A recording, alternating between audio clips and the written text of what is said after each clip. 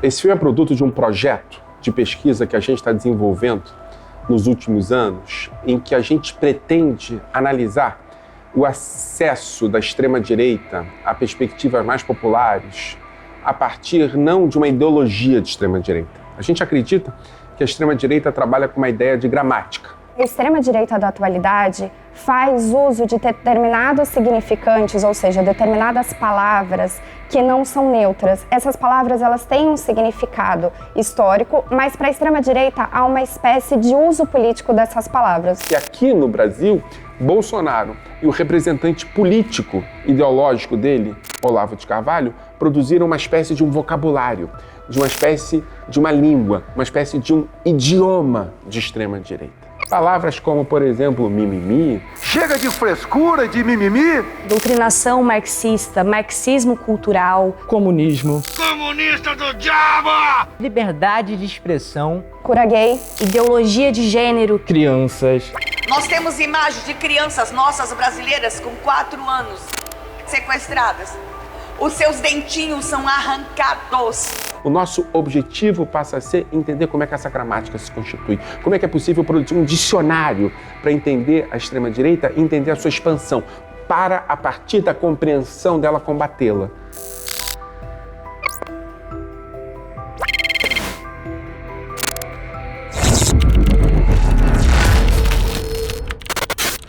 Eu costumo dizer que um dos objetivos dos estudos sociológicos, históricos, é entender como a gente consegue analisar fenômenos que para nós são fenômenos incompreensíveis a priori. A nova extrema-direita, ela se estabelece a partir de uma forma de pensar, mas mais do que isso, por uma forma de sentir o mundo. O sentimento é a referência fundamental para entender essa nova ascensão da extrema-direita. Agora, vejam bem, também da extrema-direita histórica, do fascismo e do nazismo histórico, me parece que houve uma compreensão equivocada de que havia por trás do sentir, do ressentir, do odiar, da perspectiva organizada de perceber um outro como inimigo mortal, houve pouca importância dada às emoções e ao sentir nesse momento. A compreensão de que havia uma ideologia coerente e que produziu, por assim dizer, a conversão de setores importantes da população alemã e italiana ao fascismo e ao nazismo é equivocada. O STF não vai nos calar! Houve a conversão de setores importantes dessa sociedade numa aposta em emoções. Emoções que acabam produzindo política, mas que são efetivamente emoções e não ideologia coerente. A noção de que foram os nazistas que elegeram Hitler é errada. Foram os sentimentos mobilizados por Hitler que acabaram fazendo a sua perspectiva ideológica relevante, mas não a ideologia.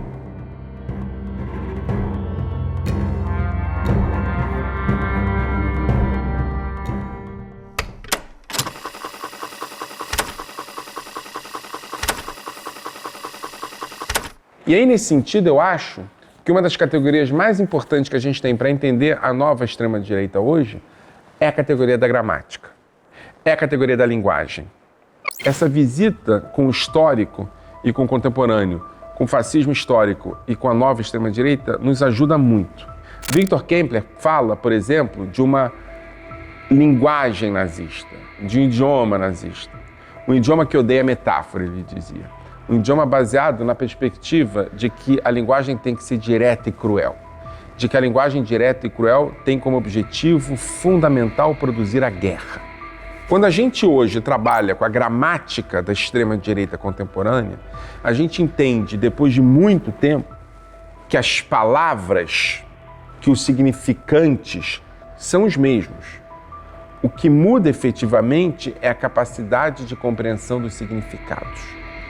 O uso político perpassado por medo, ódio e outras emoções fundamentais para a construção de uma nova extrema-direita é que acaba produzindo uma nova linguagem. E se a gente não entende que apesar das palavras soarem as mesmas palavras, a alma por trás dessas palavras é outra. O que anima essas palavras é outra coisa. Palavras conhecidas e utilizadas por nós por gerações são utilizadas pela nova extrema-direita a partir de novas perspectivas, uma nova gramática. Em algum sentido, o idioma formal continua o mesmo. O que muda é o uso político desse idioma. A extrema-direita retira da possibilidade de linguagem a ideia de sofisticação. O afrodescendente mais leve lá pesava 7 arrobas. Não fazem nada. Eu acho que nem para procriadores serve mais. A extrema-direita é direta, é objetiva, é recheada de paixão da morte e da ideia da sofisticação ser inimiga. A extrema-direita fala sobre raiva e comunicar raiva tem que ser direto. A metáfora atrapalha a raiva. É preciso que eu diga diretamente o que eu quero, porque o que eu quero é destruição e sinalização de quem é o inimigo. Se eu chegar lá, no que depender de mim, todo cidadão vai ter uma arma de fogo dentro de casa. Não vai ter 1 centímetro demarcado para reserva indígena ou para quilombola. É uma linguagem da guerra, é uma linguagem da milícia. Vamos fuzilar a petralhada aqui do Acre, hein? Kogo, você defende que uma padaria tenha um míssil de cruzeiros? Ou um míssil antiaéreo? Sim. A gente vai lá na tua casa e vamos quebrar a tua casa inteira, São Paulo! A linguagem de extrema-direita é o falo, é a conquista. Imbrochável, imbrochável, imbrochável, imbrochável, imbrochável. Pensem no humor da extrema-direita. Tudo pequenininho aí? Vai fazer um troca-troca com o Salles aí? E como militar, né? Não é como militar. E como militar, eu só não como o que não tem. Como qualquer negócio. Tá pesado a gravata cor-de-rosa, é meu amigo. É um humor que existe para submeter os submetidos, para reproduzir de maneira clara, cruel e pornográfica a ideia de que os inferiores têm que ser inferiorizados, né? O humor subversivo, que estabelece a possibilidade de ser jocoso com os poderosos, é visto pela extrema-direita como ameaça. O humor é arma de guerra, até porque a vida é arma de guerra. Então, qualquer coisa que eu utilize é para destruição. E essa destruição é feita a partir da ideia de que os fracos têm que se enfraquecer. Quando a gente estabelece a ideia de que isso está ofendendo grupos historicamente ofendidos, que isso está produzindo racismo, o antissemitismo, o machismo, eu sou acusado de produzir mimimi. O politicamente correto, na visão desses grupos, existe como uma barreira, um obstáculo para a conclusão da comunidade política construída por eles, em que as liberdades políticas estão sendo extravasadas. O feminismo, o antirracismo e todos os movimentos de contraposição ao suposto discurso de ódio, que para eles é nada mais nada menos do que liberdade de expressão, representam uma profunda ameaça à maneira como se construía a liberdade até então.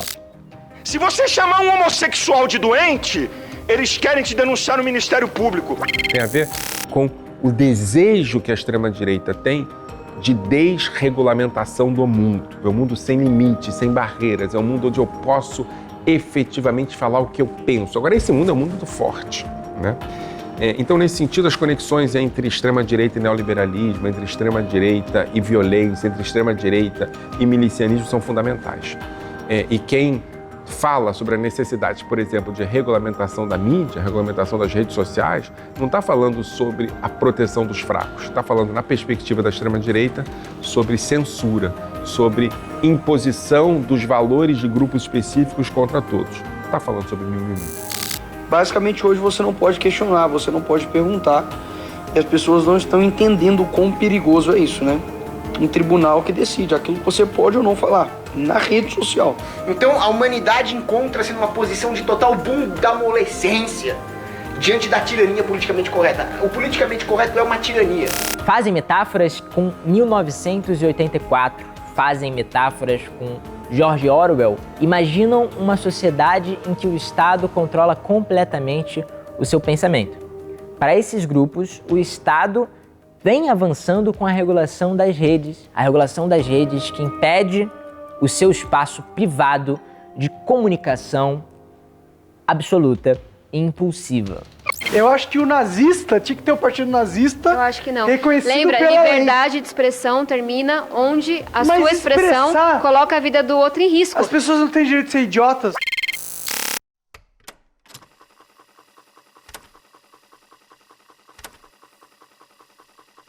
A linguagem da extrema-direita tem 2 critérios para sua utilização. O primeiro critério é, sim, comunicação com grupos políticos convertidos. Mas o segundo critério é letramento. A linguagem da extrema-direita é um projeto de letramento. Os memes exercem uma profunda forma de propaganda política que faria Goebbels, do Terceiro Reich, se invejar pela tamanha simplicidade que eles possuem. Linguagens comuns que podem ser feitas por qualquer um, num aplicativo de edição, num site de gerador de memes ou até mesmo por uma criança. Então, em última instância, as redes sociais, por exemplo, mas pode ser também a televisão, pode ser também uma entrevista feita com um candidato da extrema-direita específica, em que ele fala um termo ou outro termo específico, né? Isso tudo passa a ser conhecido por grupos cada vez maiores, porque eles vão buscar referência sobre isso, né? Vão buscar referência sobre isso naquilo que a gente chama de economia do clique. Facebook, Twitter, Instagram, YouTube, são redes sociais que são apropriadas por esses grupos, são utilizadas por eles para construir essas narrativas que a gente chama de conspiracionistas e negacionistas, para levar a um público cada vez mais amplo suas ideias. Aqui vou dar um exemplo, que talvez seja o exemplo mais dramático das eleições de 2018. Né? Quando o então candidato Jair Messias Bolsonaro apresenta um kit gay, e é interrompido no meio, dizendo, não, você não vai falar sobre isso, ali você tem a descrição completa de uma palavra codificada sendo apresentada para o grande público e sendo interditada pelo representante do sistema.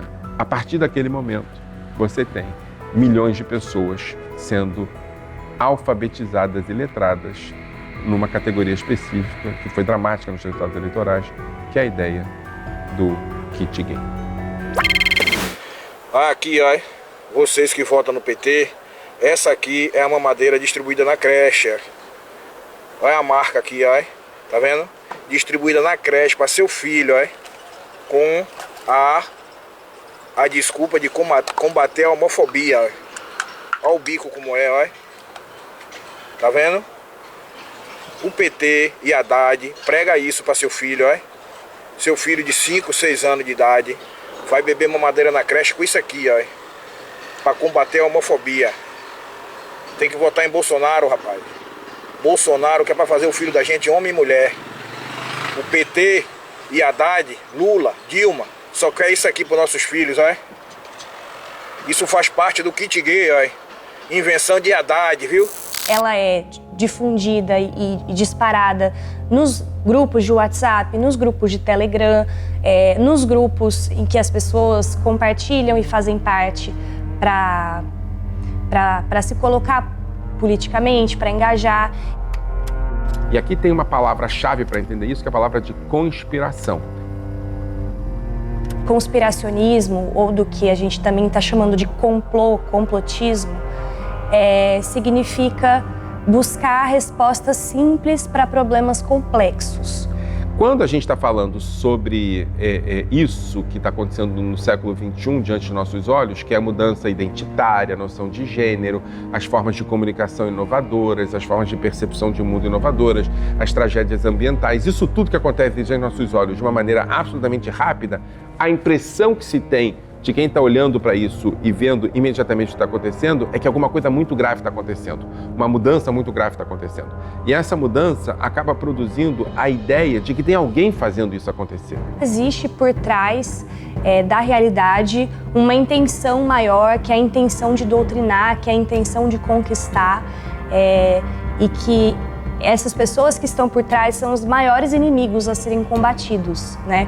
Então, o problema maior é quem está por trás e quem está produzindo esse conluio. E é isso que a gente chama de conspiração, né? Hoje, a gente tem como culpados disso a esquerda, os progressistas, os professores de história. Eles sempre estarão por cima, aconteça o que acontecer. E eles têm essa técnica de tirar proveito de todas as alternativas. Quem governa o mundo são os grandes, megas especuladores, esquerdistas, marxistas. O inimigo ele não está fora, o inimigo está dentro. Ele se infiltrou dentro, né? Ele utilizou peças fracas que estavam dentro, manipulou elas, sequestrou e colocou a partir dessas peças a sua ideologia dentro. A nossa bandeira, um símbolo vermelho comunista. Esse espírito do anticristo é justamente essa influência comunista marxista. O que é o comunismo? É o mais perto que você pode chegar do inferno estando aqui na Terra. Essa noção de que tem alguém produzindo de maneira muito competente mudanças radicais no que a gente vê diante dos nossos olhos. Quando as crianças começam a falar sobre gênero, é porque tem alguém produzindo de maneira doutrinária esse tipo de coisa. Vocês querem me dizer que criança trans existe? Nunca é produto de complexos processos, é sempre produto de intencionalidades vinculadas a personagens maléficas. Complotismo, conspiracionismo, ele precisa que as pessoas acreditem neles, né? Eles precisam que as pessoas creiam naquela realidade, naquela realidade alternativa, naquela realidade paralela. O cachorro do Supremo, o Xandão. Alexandre de Moraes é um déspota. Você sabe o que é déspota? Ei, Xandão, aqui não. O Xandão. Coloca adiante prisões, como a gente viu aqui do deputado Daniel Silveira, que pode ter falado a maior besteira do mundo, mas... Uma surra bem dada nessa sua cara com um gato morto até ele miar. É esse cidadão, o Xandão. O Xandão. Prisão em flagrante do ministro Alexandre de Moraes. Canalha! Você é um ladrão, O Xandão. Bem, algumas narrativas que a gente mapeou para a gente conseguir começar a esboçar essa gramática que a gente chama da extrema-direita foram essas narrativas relacionadas ao STF, que para essa extrema-direita é uma organização que hoje está dominada pelos comunistas, pelos esquerdistas, representando os interesses dessa esquerda e, portanto, deve ser combatido, pois se trata hoje de uma ditadura. Então a gente buscou essas palavras como ditadura de toga, ditadura do STF. É um órgão do cenário, né, brasileiro que debate muitas questões que são consideradas polêmicas e que muitas vezes é favorável a essas decisões. Então, por exemplo, foi favorável à legalização, à permissão do casamento entre pessoas do mesmo gênero e por isso, por se colocarem muitas vezes e votarem a favor de medidas que promovem o que são avanços sociais, essas pessoas da extrema-direita, elas são muito críticas e contrárias a esse tipo de decisão. E por isso elas entendem que ali existe um conluio ou algum tipo de conspiração para promover, para produzir um país que não respeite, que não tenha mais os seus valores respeitados, as suas pautas morais bem estabelecidas. Quem está mudando a vida dessas pessoas é o processo histórico que está se desenvolvendo diante dos olhos delas e acaba produzindo momentos dramáticos de mudança. Você tem modelos que dizem que a mudança é melhor, né? E esses modelos que dizem que a mudança é melhor são geralmente modelos progressistas, que investem na mudança. Agora, a extrema-direita, ela se estabelece, me parece que aqui é um momento importante para falar sobre isso, estabelece como projeto de mundo um passado ideal, né? A Era do Ouro. E essa era do ouro, ela foi corrompida pelas mudanças. Então, assim, qualquer mudança é negativa. E aí você tem um problema, que é um problema que a gente vai chamar aqui de duplo problema. Porque a acusação de que essa esquerda, os progressistas e os democratas estão mudando o mundo radicalmente, é uma acusação que é mentirosa. Mas, ao mesmo tempo, efetivamente, o desejo da esquerda, do progressismo e dos democratas é de mudar o mundo. Então, assim, a acusação é falsa, mas o resultado dessa acusação pode se transformar em verdade. O que acontece é que o vínculo da extrema-direita é com o passado ideal. E o passado ideal é a noção de mudanças para alguma coisa que eu conheci. Quando os progressistas propõem a mudança para alguma coisa que você não conhece, isso produz medo, raiva e ódio. É o caso do Paulo Freire, né? Eu tenho um gosto de respeitar as diferenças, o que me abre democraticamente no mundo e ao mundo. Um dos nossos erros é justificar que eles estão entendendo errado Paulo Freire.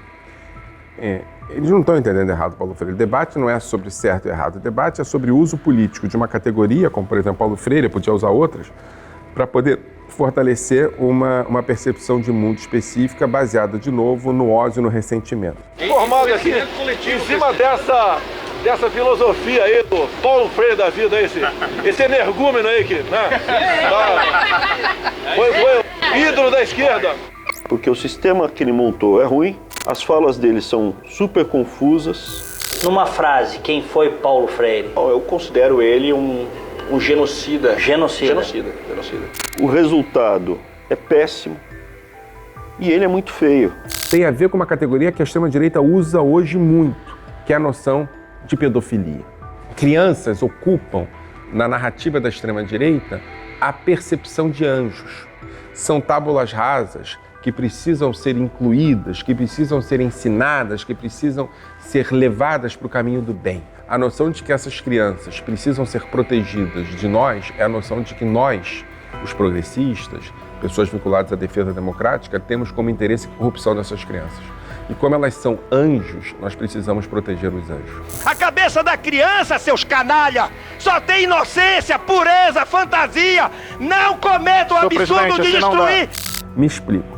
Paulo Freire produz a ideia de que as crianças têm autonomia para ter o conhecimento produzido a partir das suas percepções. Nesse sentido, ele desloca do lugar da família e dos que controlam a família a percepção de construção de identidade e coloca isso no lugar da escola, no lugar da produção livre de conhecimento dentro da noção de escola, né?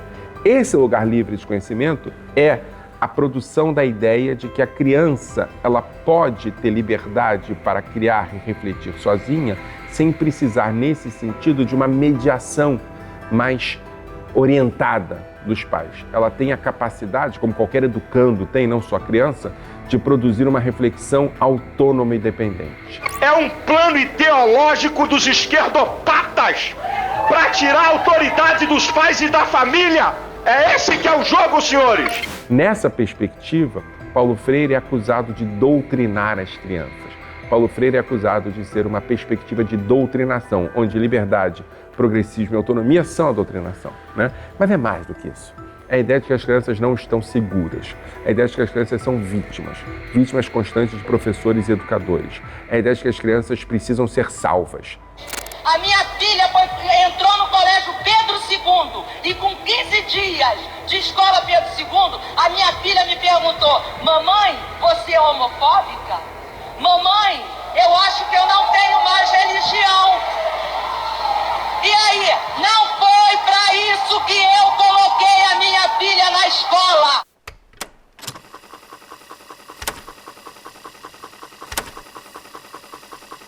O marxismo cultural ele vem de um lugar que foi basicamente pontuado por um dos principais, se não o maior ideólogo do bolsonarismo, que é o Olavo de Carvalho. Ele usa muito um autor chamado Antonio Gramsci para dizer que esse autor italiano é um dos responsáveis por essa promoção da dominação cultural. O que isso significa? As escolas, as igrejas, sociedades de bairros, clubes, clínicas de aconselhamento matrimonial e de psicologia, tudo isso virou fronte de batalha. Então, era a ideia da guerra cultural total. Nada pode escapar. E acaba desembocando novamente nessa questão da conspiração, que ela está ali subjetiva, ela está silenciosa, mas ela está dominando e ocupando os espaços em todos os lugares. E isso tem que ser combatido e esse inimigo tem que ser eliminado. Ele deixa de ser um adversário político que tem que ser derrotado de uma forma nas urnas, de uma forma democrática, e ele tem sim que ser eliminado de uma forma violenta ou então também por essa ocupação da direita desses espaços que eles entendem que estão sendo corrompidos e dominados pela esquerda. Você tem o problema sempre persistente do seu professor de esquerda que quer doutrinar a turma. Como lidar com isso? Tem que desmascarar 24 horas por dia, não pode nem respeitar esses professores. A gente teve casos relatados pelos professores de alunos que se opõem a até mesmo participar da aula em assuntos como Guerra Fria, socialismo. Por exemplo, alguns professores, ao trabalharem a questão da guerra entre Israel e o Hamas, eles nos relataram que a maioria dos alunos, uma maioria que eles percebem como evangélico, tomavam partido do Estado de Israel. Mas que eles falam que essa tomada de partido ela era por vezes inocente, pois esses alunos eles às vezes não sabiam o que era o Estado de Israel. E é exatamente por conta dessa questão, né, de eles pensarem a Israel imaginária, a Israel bíblica, que é uma coisa que eles veem frequentemente nas religiões, né, que eles frequentam, no caso, a religião evangélica. Por que é que vocês estão com a bandeira de Israel? Porque somos cristãos, assim como Israel. Mas Israel não é Cristo, você sabe disso, né? Mas Israel nos representa. Nós não somos socialistas, nós não somos comunistas. E Israel está como nós.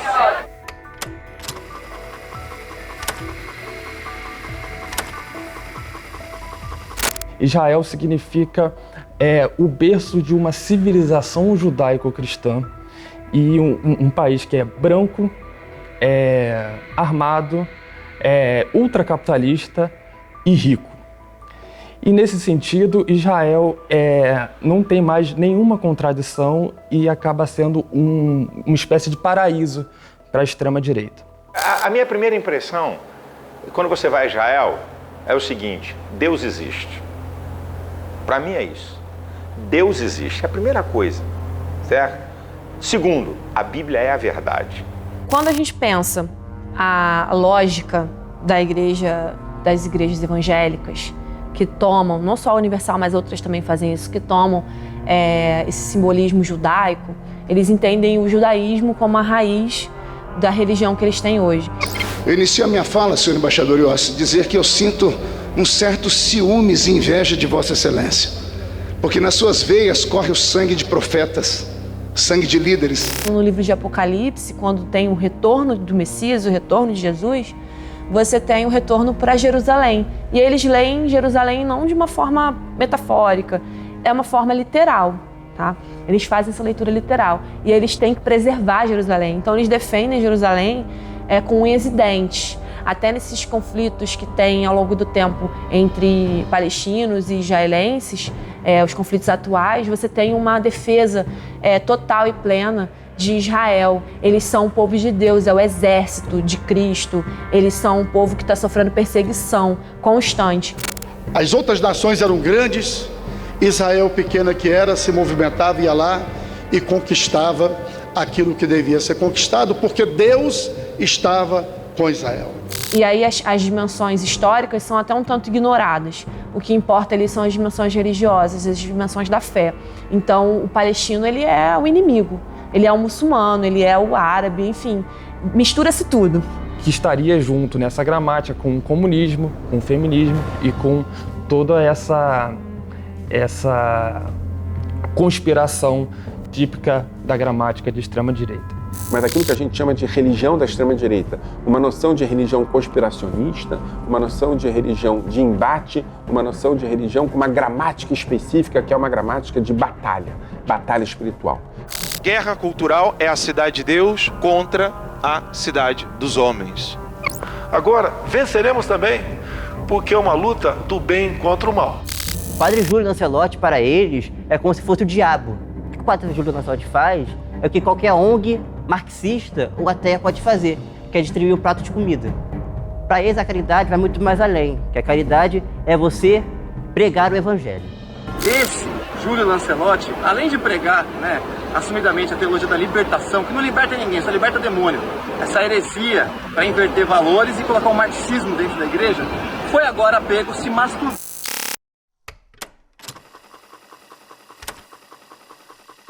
Outros vocábulos importantes são vocábulos vinculados aos heróis nacionais da extrema-direita. Por exemplo, o brilhante Ustra. Tem uma mobilização do Ustra como um herói nacional exatamente porque ele aciona essa chave de uma guerra que está sendo travada. Então existe o lado bom, existe o lado mal e a gente tem que fazer tudo necessário, tudo que estiver ao alcance para combater esse mal, que é a grande ameaça. Ninguém foi morto lá dentro do DOI. Todos foram mortos em combate. Brilhante Ustra serve no imaginário da extrema-direita como uma espécie de soldado a ser mandado para a frente de guerra e para fazer o trabalho sujo. Então existia de fato uma conspiração comunista que estava prestes a tomar o Brasil e por isso a violência é necessária. Então por isso o Ustra, por exemplo, se torna um herói para a extrema-direita. O Bolsonaro já falou diversas vezes que ele é um herói nacional porque ele se propôs a fazer um serviço patriótico que era super necessário naquele momento. Perderam em 64, perderam agora em 2016. Ele começa o discurso com perderam em 64, perderam hoje, faz alusão a um conhecido e condenado torturador da ditadura militar. Pela memória do coronel Carlos Alberto Brilhante Ustra, o pavor de Dilma Rousseff. E acaba seu discurso com a frase Brasil acima de tudo, Deus acima de todos. Por um Brasil acima de tudo e por Deus acima de todos, o meu voto é sim! Essa frase ela ficou famosa depois do Terceiro Reich, é uma frase, é um emblema da Alemanha nazista, isso era usado na propaganda nazista, seja em discurso, seja em cartaz. A gente tem vários cartazes com essa mesma frase, mas obviamente em alemão, e a variação brasileira é uma tradução literal, é do Deutschland über alles para Brasil acima de tudo. O que o Brilhante Ustra é? O Brilhante Ustra é aquele cara que tortura, aquele cara que mata, aquele cara que estupra. É a barbárie. Ela é justificável por estar sendo feita, por ter sido feita, direcionada para esses sujeitos que são os sujeitos que fazem parte de um complô ou de uma conspiração que ameaça a sociedade brasileira e os valores tradicionais da família e tudo isso. Discurso promove violência. O discurso dele levou à morte daquela pessoa lá em Foz do Iguaçu. Olha, meu Deus do céu, o meu discurso levou à morte daquela pessoa. O caso de um cara comemorando o aniversário, tendo como tema o Lula, foi assassinado. Esse, na minha opinião, é o resumo de tudo isso. Vamos fuzilar a petralhada aqui do Acre! Vou botar esses picareta pra correr do Acre! Se Lula for eleito, eu vou morrer.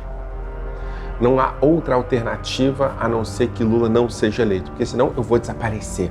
Falamos do risco de perseguição, uma perseguição que pode culminar com fechamentos de igrejas.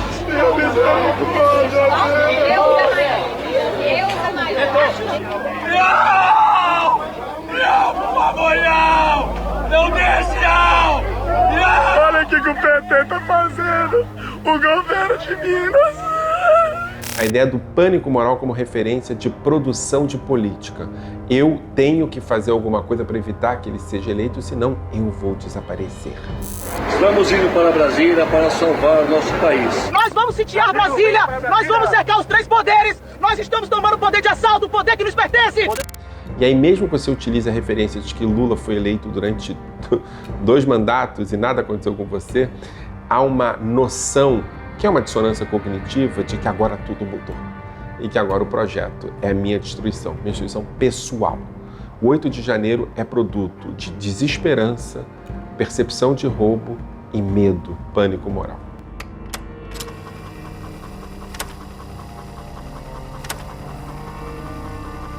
Pessoal, hoje dia 8/1/2023, estou aqui no Congresso.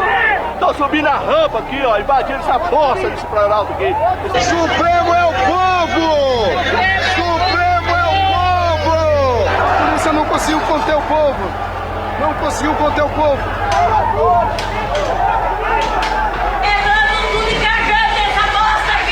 Xandão, cadeira do Xandão, agora é do irmão Fábio. E já era, tomou a cadeira do Xandão aí. É o povo que manda essa porra, caralho!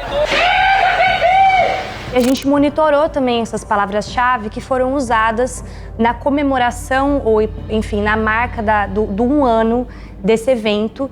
E a gente observa que mesmo 1 ano depois, eles ainda têm essa ideia de que foi uma tentativa de acionar uma salvação para o país, né, vinda das Forças Armadas.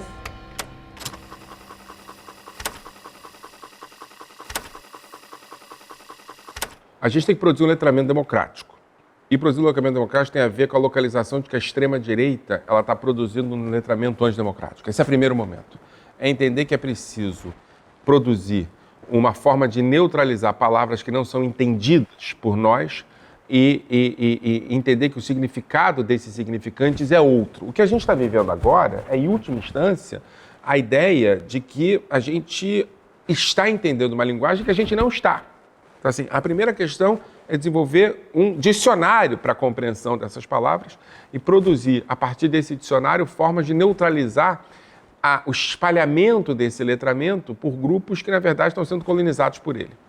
A segunda questão é vincular a ideia de que essa extrema-direita, ela, na verdade, quando ela promete o passado e se desvincula do futuro, ela promete uma indústria de destruição, né? A ideia da extrema-direita, ela não é o passado casualmente, ela é o passado por conta do ressentimento e do vínculo com o passado ideal, mas ela é o passado também porque o futuro precisa de uma capacidade criativa de produção de algo. O passado mostra que o futuro é absolutamente aterrador. O que a extrema-direita quer produzir é a noção de que nós temos que caminhar sempre para trás e nunca para frente. Nós temos que fugir do futuro. O que significa, em última instância, que aqui tem um projeto de destruição. Nós somos seres em busca sempre de um amanhã que, por sua vez, não está ali à espera da gente, mas que é o resultado do que a gente faça pela transformação do presente que a gente vive com a iluminação do ontem que a gente viveu. A gente precisa vincular os setores progressistas à vida. É preciso vincular a vida como uma alternativa concreta à morte. E a vida, para ser vivida, ela precisa ser vivida no seu esplendor, com direitos, com celebração dos direitos, com maior distribuição de renda e com combate ao discurso da morte. Essa é a nossa tarefa histórica. A direita, ela conseguiu nos vencer porque ela conseguiu uma utopia que é distópica, mas funciona como organizador da perspectiva do mundo a partir de um projeto. Eles tinham um projeto distópico, mas era um projeto. A gente precisa escolher um projeto para nós. E esse projeto para nós tem que estar vinculado aos nossos valores. Vida, distribuição de renda, combate à desigualdade, à violência, à discriminação. A gente precisa produzir não só uma alfabetização, mas produzir um projeto de utopia. Um projeto de utopia que pode nunca ser alcançado, mas que a gente precisa o tempo todo estar buscando que ele aconteça. A gente hoje ainda está olhando para trás. É preciso olhar para trás pensando que o que vem à frente também é importante. Qual é a nossa utopia?